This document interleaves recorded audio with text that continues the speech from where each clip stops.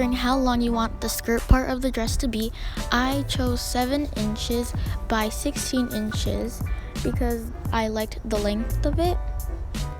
Now to make the bell sleeve, I traced a regular sleeve pattern, then I just brought it down about 3.5 inches and I marked that down because when you make the bell part, it's going to make it longer.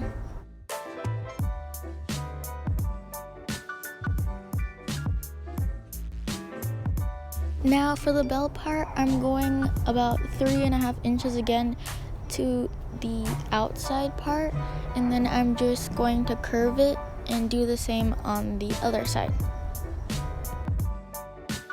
For the bodice, I'm just going to use a regular bodice pattern and just cutting that out, and I'm going to measure 4 inches from the neckline, you could say, and I'm just going to cut the rest off.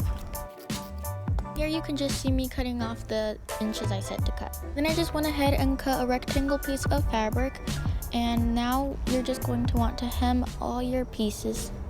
Then once you've hemmed it, you just want to place the back portion of the bodice to the front of the part and then just sew along those two.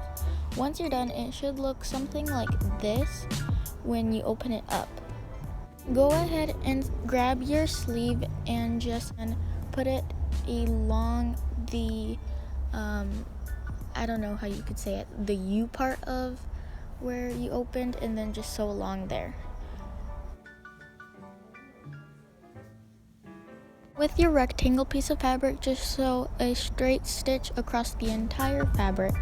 Make sure to leave a good amount of thread at the end. Moving on to the rectangle piece of fabric, you want to grab a strand of your thread and just pull it through so that you're gathering the fabric to make it more like a ruffle type look. For the sleeve, I decided instead of hemming it, I will just add an extra piece. So I just added it like that and sewed across, and when I fold it over, it should look like this. Once I finished the bodice and the skirt part, I just got the bodice part and laid it upside down on top of the skirt and sewed along the entire piece so that when you fold it over, it can be attached.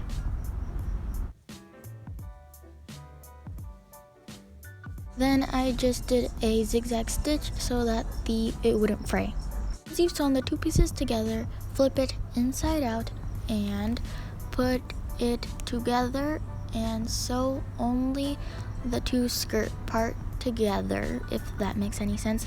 So you want to leave the bodice part unsewn because we're going to add Velcro there. Now I'm just going to sew on some Velcro so that you can just open it up and close it. I also decided to add a turtleneck to this dress